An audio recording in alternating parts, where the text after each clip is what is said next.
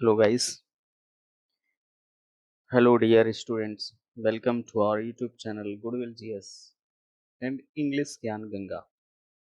आज हम लोग NCERT सॉल्यूशंस के तहत इकोनॉमिक्स के क्लास 9th के इकोनॉमिक्स से संबंधित चैप्टर रिलेशन नंबर 2 को लेकर आए हैं और जो बेस्ड है पीपल एज रिसोर्स यानी जो जनसंख्या होती है, जनता होती है, लोग होते हैं, वह किसी देश के लिए एक स्रोत का काम करता है, रिसोर्स का काम करता है।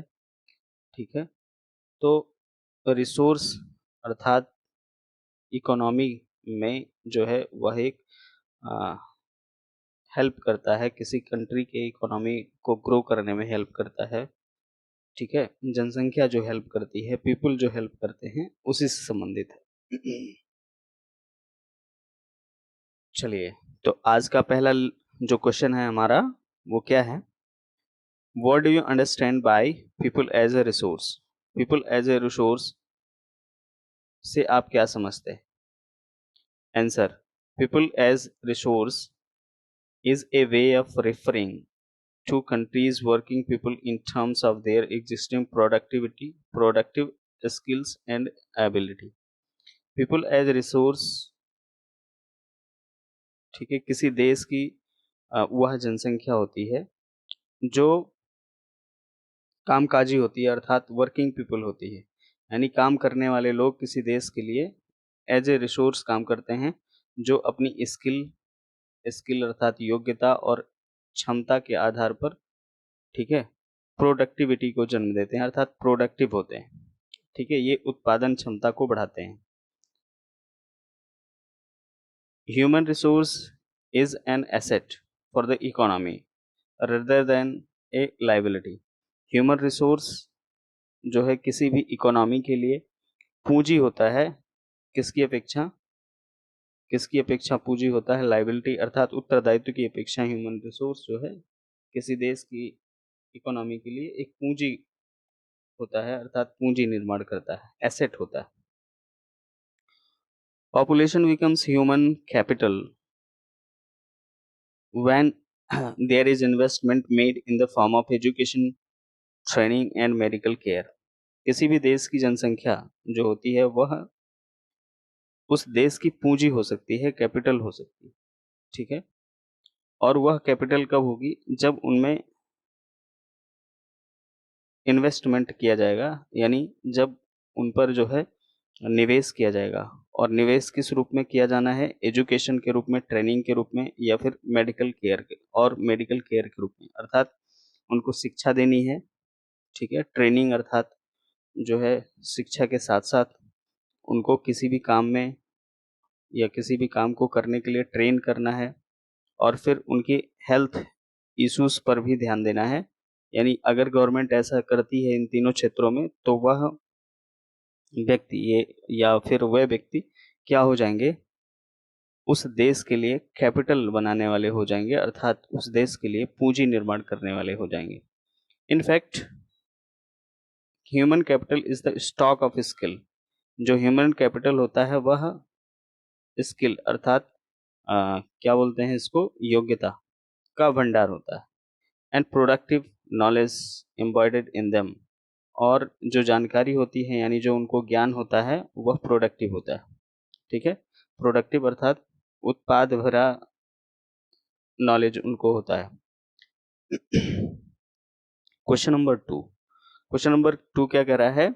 How is human resource different from other resources like land and physical capital? किस तरह से ह्यूमन रिसोर्स अन्य रिसोर्स से अलग है, जैसे कि land resource, physical capital resource etcetera.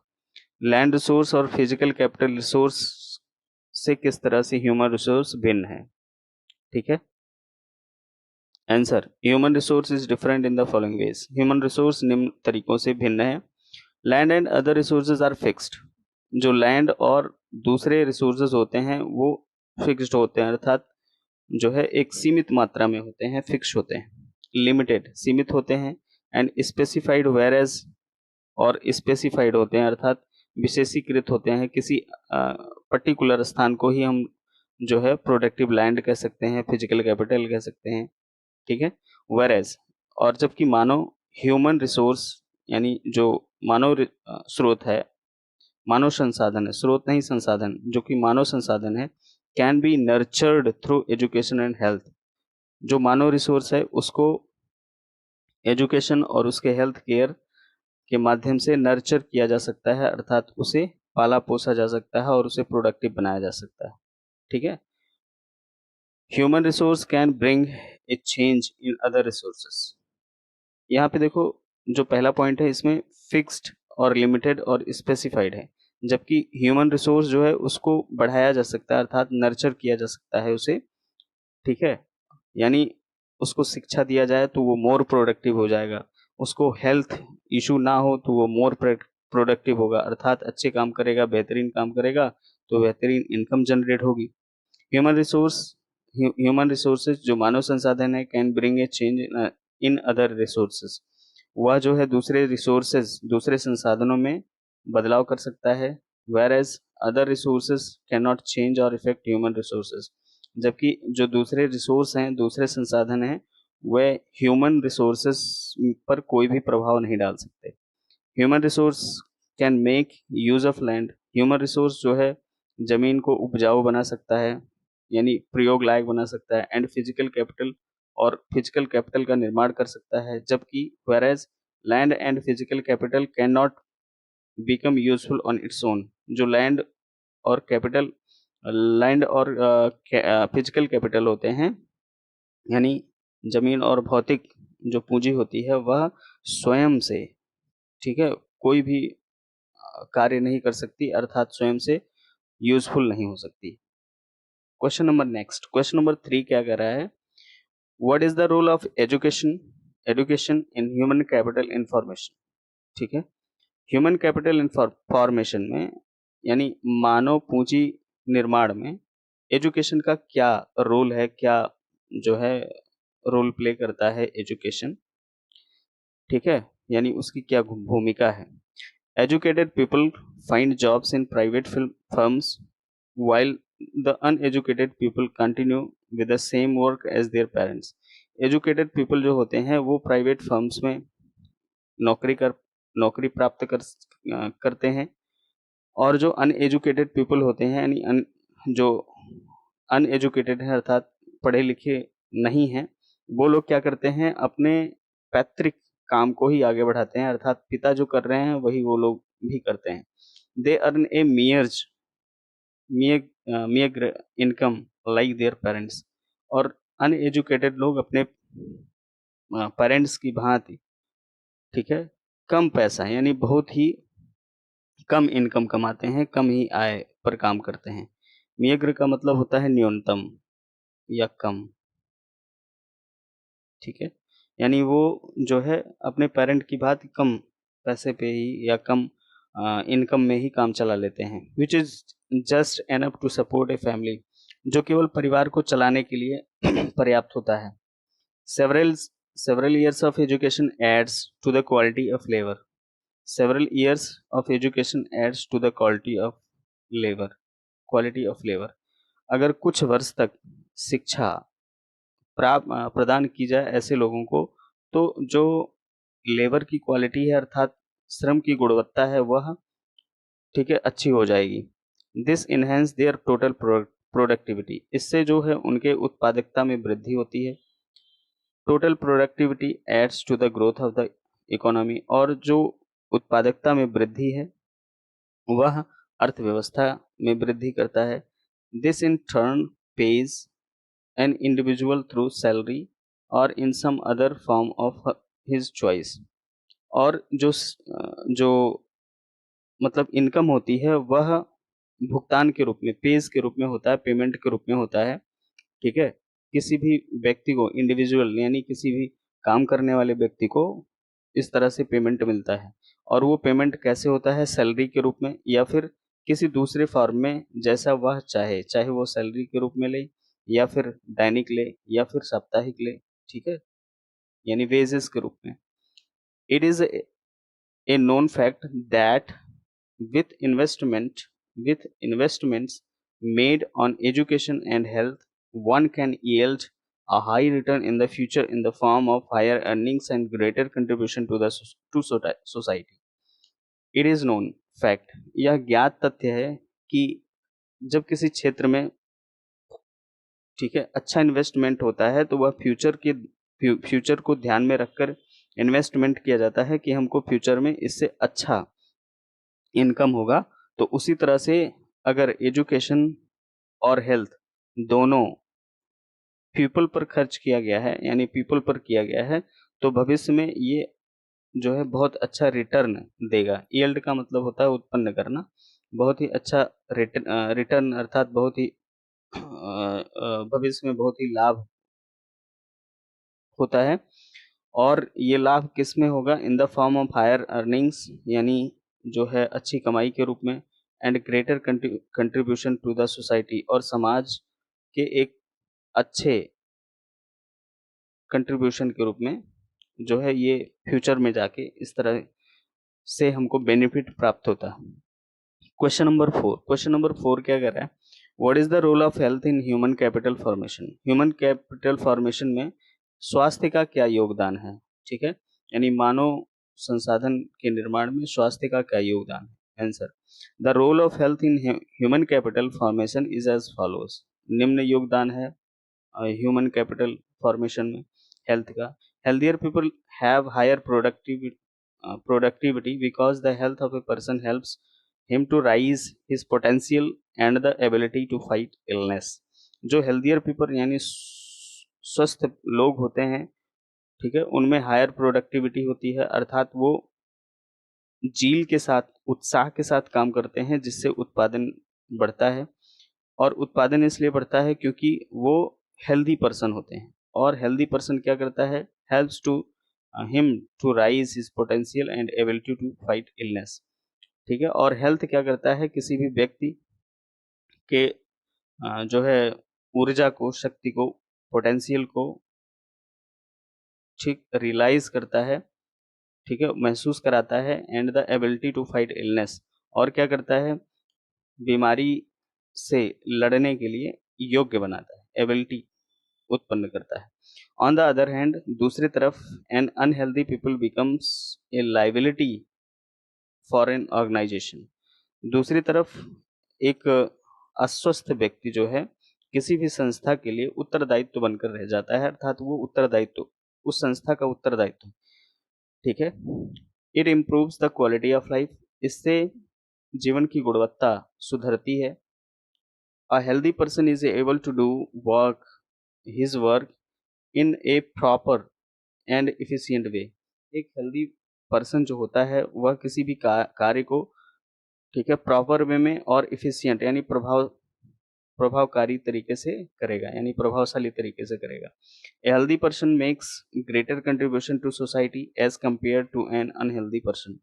एक हेल्दी पर्सन जो होता है वह समाज को, या समाज में उसका अच्छा योगदान होता है, ठीक, समाज में उसका अच्छा योगदान होता है, कंट्रीब्यूट करता है, ठीक, किसकी अपेक्षा? अनहेल्दी पर्सन की अपेक्षा जो है समाज में उसका अच्छा योगदान होता है, यानी उसको लोग देखकर प्रभावित होते हैं, और प्रभाव में आकर जो है एजुकेशन अच्छा कमाने का जो है, मतलब पहली बात अच्छा एजुकेशन ग्रहण करने का, ठीक है, उनके अंदर भावना उत्पन्न होती है, और उसके बाद उसी के साथ साथ स्वस्थ रहने की भावना भी उत्पन्न होती है एक दूसरे को देखकर। तो हेल्दी पर्सन ये करता है। Good health enables a person to earn more and to be more regular in his work. ठीक है, अगर गुड हेल्थ है यानी अच्छा स्वास्थ्य है, तो किसी भी व्यक्ति को अत्यधिक पैसा कमाने की तरफ प्रेरित करेगा, यानी वो व्यक्ति जो है अच्छे स्वास्थ्य के कारण अच्छा पैसा कमाएगा और अपने कार्य पर वह नियमित रूप से आता जाता रहेगा, अर्थात अगर वो बीमार नहीं है, वह इलनेस का शिकार नहीं है। नेक्स्ट क्वेश्चन है क्वेश्चन नंबर 5। ये क्या कह रहा है? Question number 5, what part does health play in the individuals working life? ठीक है, what part does health play in the individuals working life? किसी भी व्यक्ति के व्यक्तिगत जीवन में स्वास्थ्य यानी किसी भी एक व्यक्ति के व्यक्तिगत जीवन में स्वास्थ्य जो है या स्वस्थता क्या रोल प्ले करता है, ठीक है, कैसा, what part does health play in individuals working life. यानी अगर कोई व्यक्ति काम कर रहा है तो हेल्थ का क्या योगदान है उसमें। Health plays a very important role in an individual's life, ठीक।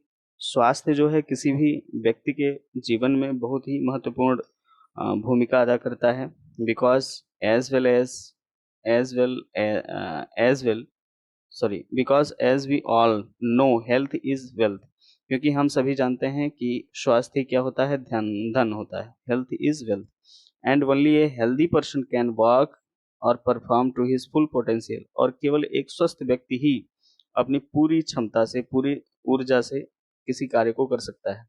And health N unhealthy person can not work efficiently, और एक जो अनहेल्दी पर्सन होगा, व्यक्ति होगा, वह प्रभावपूर्ण तरीके से इफिशियंटली किसी कार्य को नहीं कर पाएगा। A healthy person is able to work harder and better, एक स्वस्थ व्यक्ति जो है किसी भी कार्य को अच्छी तरीके से और मतलब हार्ड वर्क करेगा, कठिन परिश्रम करेगा, करता है, thus earning more and living a better life, ठीक है। और इससे जो है उसकी इनकम जो अर्निंग होगी वह अधिक होगी और वह अच्छा जीवन जीता जीता है। If the body is healthy, यदि शरीर स्वस्थ है, ओनली देन, तभी वन कैन परफॉर्म वेल, तभी कोई जो है अच्छे से काम कर सकता है, यदि बॉडी स्वस्थ है। सो वी कैन से, इसलिए हम कह सकते हैं that health plays a vital role in an individual's life, इसलिए हम कह सकते हैं कि जो स्वास्थ्य होता है वह किसी भी व्यक्ति के व्यक्तिगत जीवन में एक बहुत बड़ा विस्तार रोल अदा करता है, यानी सबसे बड़ा रोल उसका है। क्वेश्चन नंबर 6 है, what are the various activities are taken in the primary sector, secondary sector and tertiary sector, ठीक है। प्राइमरी सेक्टर, सेकेंडरी सेक्टर और टर्शियरी सेक्टर अर्थात तृतीय क्षेत्र, प्राथमिक क्षेत्र, द्वितीय क्षेत्र और तृतीय क्षेत्र में कौन कौन से कार्य किए जाते हैं ये बताना है। आंसर है इसका, the various activities have been classified into 3 main sectors, ठीक है। 3 मुख्य सेक्टर्स में विभिन्न प्रकार के कामों को क्लासिफाइड किया गया है, वर्गीकृत किया गया है, प्राइमरी, सेकेंडरी एंड टर्शियरी, यानी 3 जो सेक्टर्स हैं, प्राइमरी सेक्टर, सेकेंडरी सेक्टर और tertiary sector. The primary sector includes agriculture, forestry, animal husbandry, fishing, poultry farming and mining. Primary sector में मुख्य रूप से कौन कौन सी चीजें हैं, एग्रीकल्चर, फॉरेस्ट्री, एनिमल हस्बेंड्री अर्थात कृषि है, ठीक है, और वनारोपण है, फॉरेस्ट्री है, एनिमल हस्बेंड्री है, ठीक है, जानवरों को पालना, फिशिंग है, मछली पालन है, पोल्ट्री फार्मिंग है, कुक्कुट पालन है और माइनिंग है और खदान, यानी जो नेचुरल तरीके से, नेचुरल प्रोसेस से इनकम होगी, उसे हम प्राइमरी सेक्टर के अंतर्गत रखेंगे। Quarrying and manufacturing is included in the secondary sector, ठीक है। क्वेरिंग और मैन्युफैक्चरिंग अर्थात निर्माण करना, यानी किसी वस्तु को निर्मित करना, बनाना और क्वेरी करना, ये दोनों जो है सेकेंडरी सेक्टर में इंक्लूड किए जाते हैं। Trade, transport, communication, banking, education, health, tourism, service, insurance etcetera are included in the tertiary sector. और तृतीय क्षेत्र में, टर्शियरी सेक्टर में व्यापार, यातायात, कम्युनिकेशन, दूरसंचार, बैंकिंग, एजुकेशन, शिक्षा, हेल्थ, स्वास्थ्य, टूरिज्म, पर्यटन, सर्विस सेवा, इंश्योरेंस, जीवन बीमा इत्यादि, ये सब टर्शियरी सेक्टर में इंक्लूड किए जाते हैं। क्वेश्चन नंबर 7 क्या कर रहा है, what is the difference between economic activities and non economic activities. Economic अर्थात आर्थिक कार्यों और जो है गैर आर्थिक कार्यों में कौन सा अंतर है, क्या क्या अंतर है, इकोनॉमिक एक्टिविटीज और नॉन इकोनॉमिक एक्टिविटीज में क्या अंतर है। Economic activities, non economic activities, ये हेडिंग है, यहाँ पे एंड लगा लेना। Economic and non economic activities, the activities in the third sector result in the production of goods, ठीक है। जो तृतीय क्षेत्र है उसमें तृतीयक क्षेत्र में जो एक्टिविटी होती है, कार्य होता है, वह गुड्स और सर्विस का प्रोडक्शन होता है, यानी उसमें गुड्स और सर्विस का प्रोडक्शन होता है। Activities which are not perform to earn money but to get some satisfaction, ऐसी एक्टिविटी जिससे धन नहीं कमाया जा सकता, ठीक है, जो धन कमाने के लिए नहीं किए जाते हैं, केवल संतुष्टि के लिए किए जाते हैं, उनको हम are called non economic activities. उनको हम क्या कहते हैं?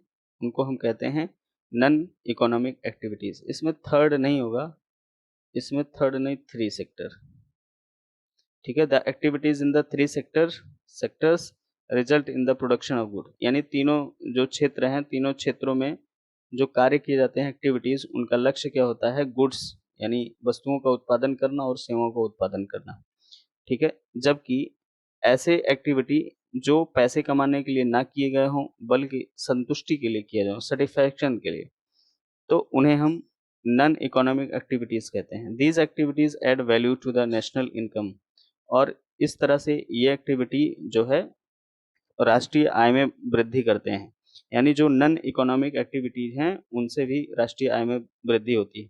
These activities are called economic, sorry, those activities add value to the national income, those होगा ऐसे कार्य, ठीक है, जो नेशनल इनकम को ग्रो करते हैं, उनको हम क्या कहते हैं? Economic activities.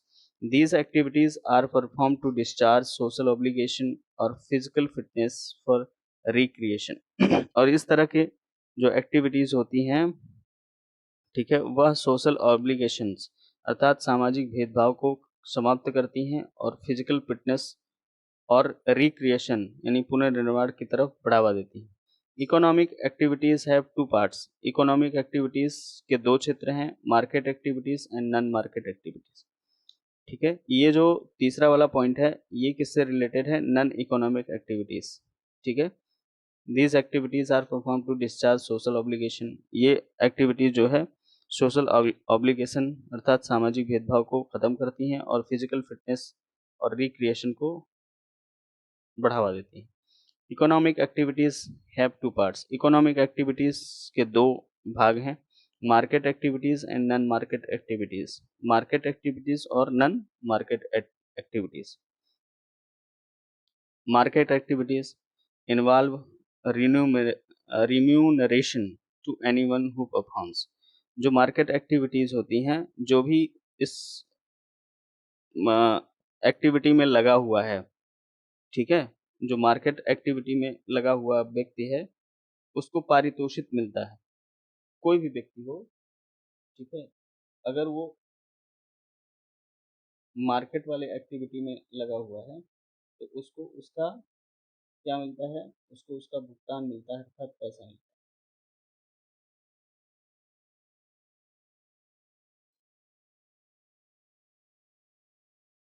पारिश्रमिक वेतन मिलता है, रिम्यूनरेशन प्राप्त होता है उससे, ठीक। People visiting places of worship, जो लोग मंदिर जाते हैं या फिर पूजा स्थलों पर जाते हैं, providing relief to the victims of flood and earthquake, engaging in support sports activities, gardening, listening to the radio or watching television are example of non-economic activities। ऐसे लोग जो पूजा स्थल पर जाते हैं, providing relief to the victims of flood, बाढ़ में आए हुए लोगों की सहायता करते हैं, अर्थक्वेक से प्रभावित लोगों की सहायता करते हैं, इंगेजिंग स्पोर्ट्स एक्टिविटीज या फिर खेल से जुड़े हुए लोग होते हैं, गार्डनिंग बागवानी करते हैं, लिसनिंग टू रेडियो, रेडियो सुनते हैं या फिर टेलीविजन देखते हैं, ये सब नॉन इकोनॉमिक एक्टिविटीज के साधन हैं। एक्टिविटीज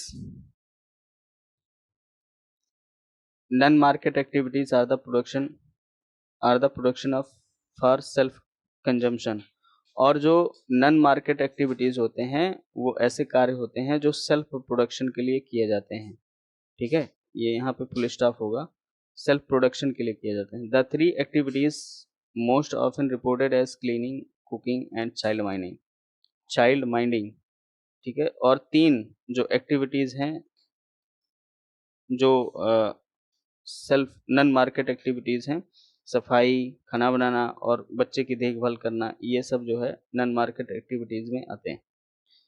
नेक्स्ट है why are women employed in low paid work? महिलाओं को क्यों कम वेतन पर एम्प्लॉय किया जाता है, अर्थात नौकरी दी जाती है? Women are paid for their work when they enter the labour market. महिलाओं को भुगतान पर उस समय रखा जाता है जब वे लेबर मार्केट अर्थात श्रम साध्य बाजारों में जाती हैं, प्रवेश करती हैं, जहां पर परिश्रम किया जाता है। ठीक है। Their earning like that of their male counter part.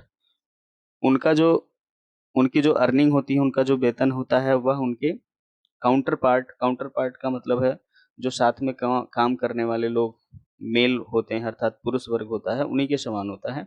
Is determined on the basis of education. और इसका निर्धारण जो है शिक्षा एंड स्किल और उनकी कुशलता पर किया जाता है, यानी वेतन का निर्धारण। A majority of the women have meagre education.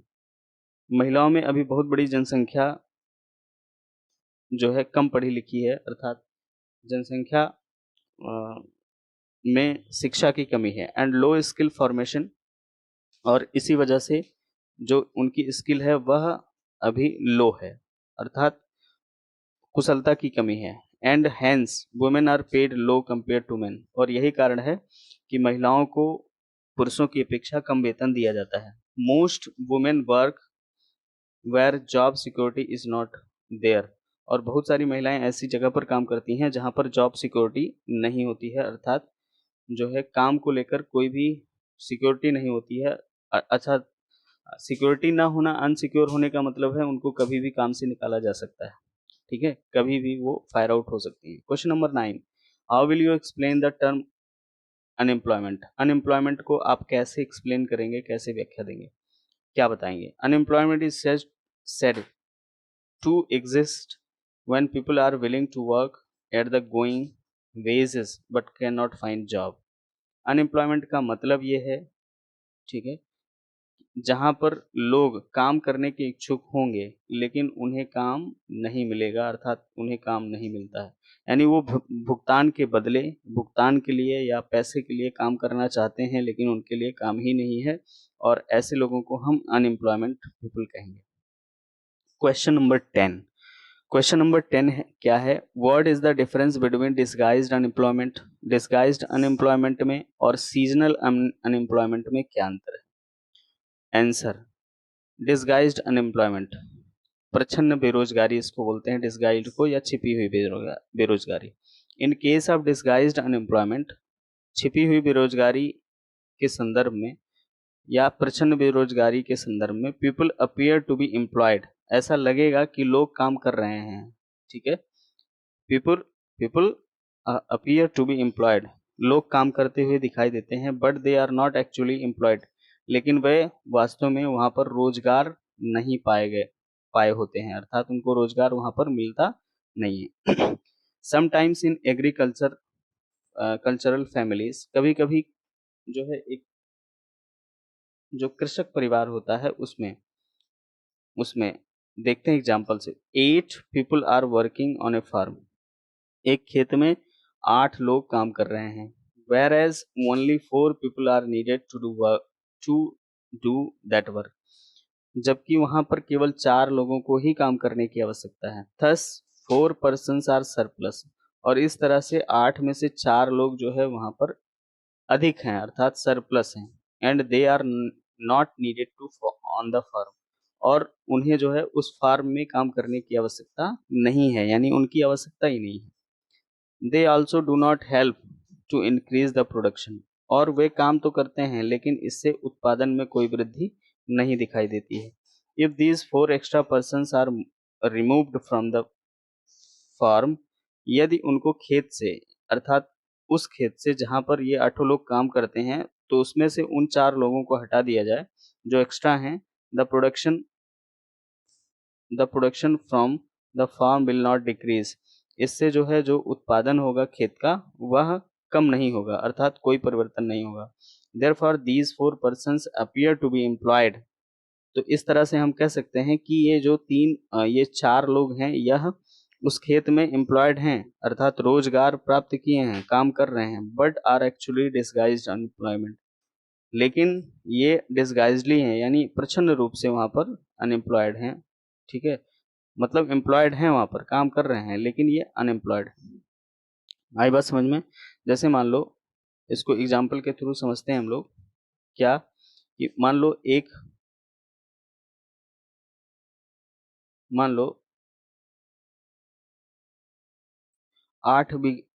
कोई 2 खेत है, यानी 2 बीघा खेत है, 2 बीघा, 2 बीघा, और इस 2 बीघा में काम करने वाले लोग 8 लोग हैं। अब 8 लोग इस 2 बीघा में काम कर रहे हैं और उत्पादन कितना हो रहा है? 8 कुंटल। 8 कुंतल का उत्पादन हो रहा है, गेहूं है या चावल है? मान लो इस 2 बीघा से 8 कुंटल का उत्पादन हो रहा है, चावल का उत्पादन। ठीक है, 8 लोग काम कर रहे हैं। अगर इन 8 में से 4 को हटा दिया जाए, 4 पीपल को हटा दिया जाए, केवल 4 लोग काम करें, ठीक है, तो भी उत्पादन कितना होगा? 8 कुंटल ही होगा। 8 कुंटल हो रहा है, अर्थात इन 4 लोगों का वहां पे जो काम है वह शून्य है, अर्थात ये कोई भी काम वहां पर ना करें तब भी उत्पादन 8 कुंटल होगा। और यही 4 लोग क्या कहलाएंगे? वहां पे प्रछन्न बेरोजगार, अर्थात लगेगा कि ये केवल काम शेयर करने के लिए वहां पर आए हुए हैं। ठीक है, जबकि वहां पे उनका कोई काम नहीं है। Seasonal seasonal unemployment. ठीक है, ये सीजनल अनएम्प्लॉयमेंट, यानी जो सीजन के हिसाब से बेरोजगारी होती है वो क्या है? Seasonal unemployment happens when people are not able to find jobs during some months of the year. Seasonal unemployment उसको कहते हैं जब लोगों को वर्ष के कुछ महीनों में जॉब नहीं मिलती है। ठीक है, people depend upon agriculture usually face सच प्रॉब्लम्स। ऐसे लोग जो एग्रीकल्चर से या कृषि पर निर्भर हैं, प्रायः उन्हीं लोगों को इस तरह की समस्या होती है। They are certain busy seasons, there are certain busy seasons, कुछ ऐसे सीजन हैं जो काफी व्यस्तता वाले होते हैं। जब शोइंग होता है, अर्थात बीज बोया जाता है, हार्वेस्टिंग किया जाता है यानी कटाई होती है, वीडिंग किया जाता है जब खरपतवार निकाला जाता है, एंड थ्रेसिंग, और जब जो है मड़ाई होती है, तब वर्ष भर के दौरान तभी जो है बिजी सीजन होता है। When the plants are growing, जब पौधे बढ़ रहे होते हैं, there is not much work, तब बहुत ज़्यादा काम नहीं होता है। During this period they remain unemployed and are said to be seasonally unemployed.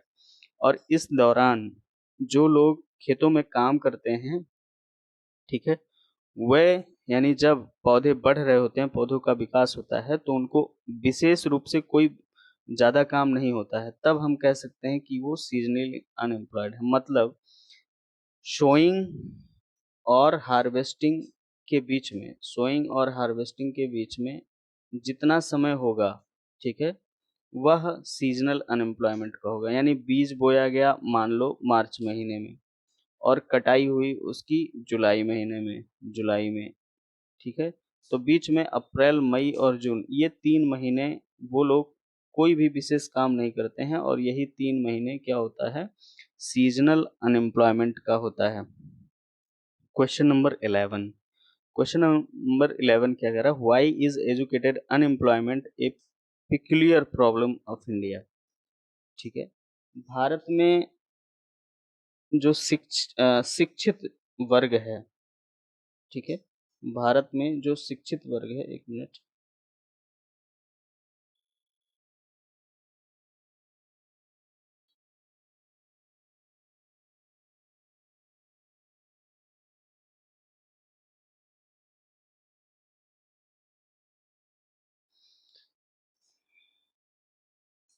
Bharat में शिक्षित वर्ग सबसे ज्यादा अनएम्प्लॉयड है, अर्थात शिक्षित बेरोजगारी है, जो कि भारत की एक अनोखी, पिक्यूलियर का मतलब होता है अनोखा, अनोखा, निराला, यानी अनोखी समस्या है, जो कि भारत में एक अनोखी समस्या है। इसका आंसर क्या होगा? यानी क्यों है? In the case of India, Bharat के संदर्भ में educated unemployment has become a common phenomena. जो अनएजुकेटेड अनएम्प्लॉयमेंट है, यानी एजुकेटेड अनएम्प्लॉयमेंट है, वो क्या है, एक जो है कॉमन फिनोमिना हो गया है, यानी यह बहुत ही सामान्य सी बात है, सामान्य सी घटना है। ठीक है, सामान्य सी घटना है। फिनोमेना का मतलब होता है घटना, तथ्य, दृश्य। मैनी यूथ्स विथ मैट्रिकुलेशन, बहुत सारे युवा जो हाई स्कूल पास किए होंगे, ग्रेजुएट होंगे, पोस्ट ग्रेजुएट होंगे अर्थात एमए किए होंगे, बीए किए होंगे, ये सब डिग्री धारक और not able to find jobs, इन लोगों को जो है नौकरी नहीं मिले होगी। अ स्टडी शोज, एक अध्ययन बताता है, that the unemployment of graduates and post graduate has increased faster than among matriculates. एक एक जो है अध्ययन बताता है, एक ठीक है सर्वे बताता है कि जो अनएम्प्लॉयमेंट है किसके बीच में, ग्रेजुएट और पोस्ट ग्रेजुएट, उनकी अपेक्षा, ठीक है, मतलब जो पोस्ट ग्रेजुएट और ग्रेजुएट लोग हैं वो ज़्यादा अनएम्प्लॉयड हैं किसकी अपेक्षा, जो हाई स्कूल पास हैं, मैट्रिकुलेट्स हैं अर्थात हाई स्कूल या इंटर पास हैं, उनकी अपेक्षा वो ज़्यादा क्या हैं, अनएम्प्लॉयड हैं। ठीक है, और बहुत ज़्यादा बढ़ भी रहा है। A paradoxical manpower situation is witnessed as a surplus of manpower in certain categories coexist with a shortage of manpower in others. A paradoxical manpower situation.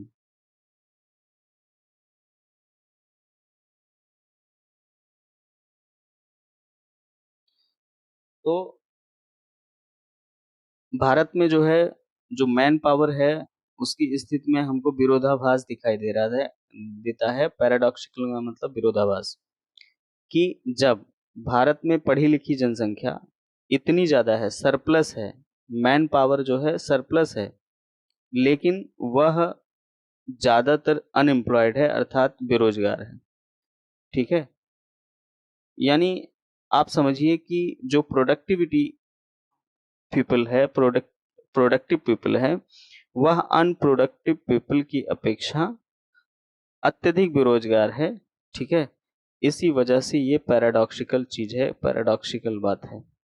ठीक, question number 12, in which field do you think India can build the maximum employment opportunity? आप किस क्षेत्र में सोचते हैं कि भारत अधिक से अधिक जॉब अपॉर्चुनिटी को क्रिएट कर सकता है, ठीक है, रोजगार के अवसर को सृजित कर सकता है? Answer, since agriculture is the backbone of India, यद्यपि कृषि जो है भारत की रीढ़ है रही है, India can build maximum employment opportunities in agriculture based industry. फिर भी भारत जो है कृषि पर आधारित उद्योगों को लगाकर अत्यधिक मात्रा में यानी मैक्सिमम एम्प्लॉयमेंट जनरेट कर सकता है, यानी संभावनाएं इसमें ज्यादा हैं।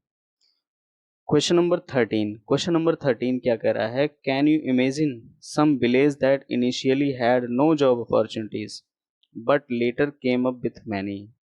क्या आप कल्पना कर सकते हैं कि कुछ गांव ऐसे हैं जिनमें प्रारंभ में कोई भी जॉब अपॉर्चुनिटी नहीं थी, ठीक है, कोई भी काम करने की अपॉर्चुनिटी अवसर नहीं था, लेकिन बाद में वहां पर बहुत सारे ऐसे हो गए हैं जो जॉब अपॉर्चुनिटी क्रिएट किए? Answer, some of the measures in the education system to mitigate the problem of the educated unemployment are, कुछ माप हैं, माप का मतलब है, ठीक है, कि मापदंड, कुछ मापदंड हैं जो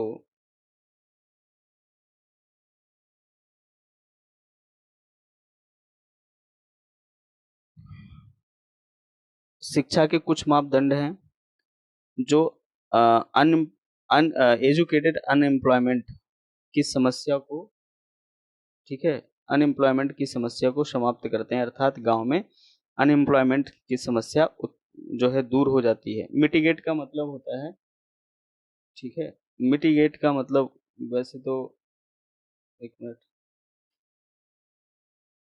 मिटिगेट कम करना, इसका मतलब क्या होता है? मिटिगेट का मतलब कम करना, यानी अनएम्प्लॉयमेंट की समस्या जो है समाप्त हो रही है, धीरे धीरे ग्रामीण क्षेत्रों में कम हो रही। तो निम्नलिखित जो है मापदंड हैं। तो कौन कौन से मेजर्स हैं? Vocational education should be encouraged, व्यावसायिक शिक्षा को बढ़ावा दिया जाना चाहिए। So that people do not have difficulty getting jobs, ताकि लोगों को जो है नौकरी प्राप्त करने में समस्या ना हो। Because they will be better trend for work, क्योंकि उन्हें अच्छी तरीके से काम करने के लिए ट्रेंड किया जाएगा। मोर यूज ऑफ इंफॉर्मेशन टेक्नोलॉजी, सूचना प्रौद्योगिकी का अत्यधिक प्रयोग हो, ताकि should be made in giving education, ठीक है, यानी शिक्षा में सूचना प्रौद्योगिकी का अत्यधिक से अत्यधिक उपयोग हो। Education should be job oriented, और शिक्षा जो है जॉब ओरिएंटेड होना चाहिए, अर्थात उससे किसी न किसी भी प्रकार के का एम्प्लॉयमेंट जनरेट हो। More employment opportunities should be made available to the educated people in the tertiary sector, और सबसे ज्यादा मोर एम्प्लॉयमेंट अपॉर्चुनिटीज, अत्यधिक जो एम्प्लॉयमेंट अपॉर्चुनिटीज है वह किसमें उपलब्ध हैं? एजुकेटेड पीपल के लिए तृतीय क्षेत्र में, ठीक है, टर्शियरी सेक्टर में, क्योंकि वो क्षेत्र बहुत व्यापक है, हर जगह जो है सेवा से संबंधित कार्य होते हैं टर्शियरी सेक्टर में, ठीक है। तो ये जो है आपको पता होनी चाहिए। क्वेश्चन नंबर 14 क्या कर रहा है? Which capital would you consider the best, आपके हिसाब से कौन सी पूंजी सबसे अच्छी, सबसे बेस्ट है? लैंड, भूमि, लेबर, श्रम, फिजिकल कैपिटल, या फिर भौतिक पूंजी, एंड ह्यूमन कैपिटल, या फिर, ठीक है, या फिर ह्यूमन कैपिटल अर्थात मानव पूंजी, और क्यों?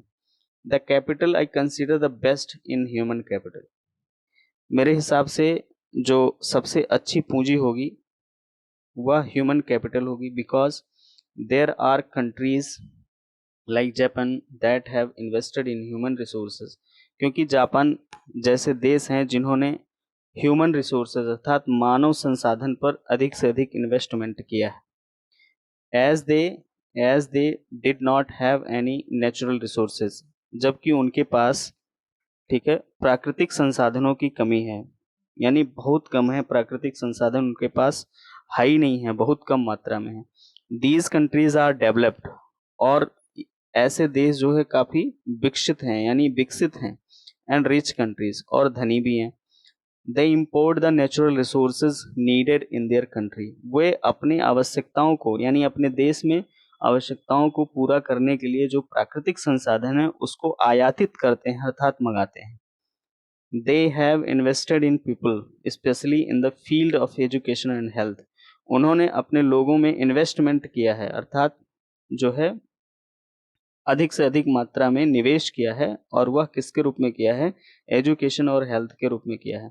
These people have made efficient use of other resources like land and capital, और इन लोगों ने पर्याप्त मात्रा में दूसरे जो है जो रिसोर्सेज हैं, जैसे कि लैंड और कैपिटल रिसोर्स हैं, अर्थात लैंड रिसोर्स और फिजिकल कैपिटल रिसोर्स हैं, उनमें लोगों को इन्वॉल्व कर दिया है, ठीक है, यानी वो उसमें लगे हुए हैं, यानी उसमें इंडलज हैं, इंक्लूडेड हैं। Efficiency and technology evolved by people have made this countries rich and development, जो पर्याप्तता है टेक्नोलॉजी और पढ़े लिखे लोगों की, उससे वो ऐसे देश जो है काफी विकसित, यानी विकसित हो गए हैं और धनी हो गए, यानी टेक्नोलॉजी का यूज, ठीक है, और एजुकेटेड पीपल की वजह से देश, यानी ये देश धनी और विकसित हो गए हैं, ठीक। तो आज क्लास 9th की ये क्लास यहीं तक, और ये lesson number 2 human as resource या पीपल एज रिसोर्स नामक चैप्टर जो कि इकोनॉमिक्स से है, इसको मैंने विस्तार पूर्वक आपको समझाने का प्रयास किया है। आई होप आपको जो है ठीक से समझ में आया होगा। आपको समझ में आया है, लाइक शेयर कमेंट करना ना भूलें, सब्सक्राइब भी कर दिया करें, ताकि हम और मोटिवेटेड होकर आपके लिए ऐसे नॉलेजेबल और आपके कोर्स से संबंधित क्वेश्चन आंसर को लेकर आए।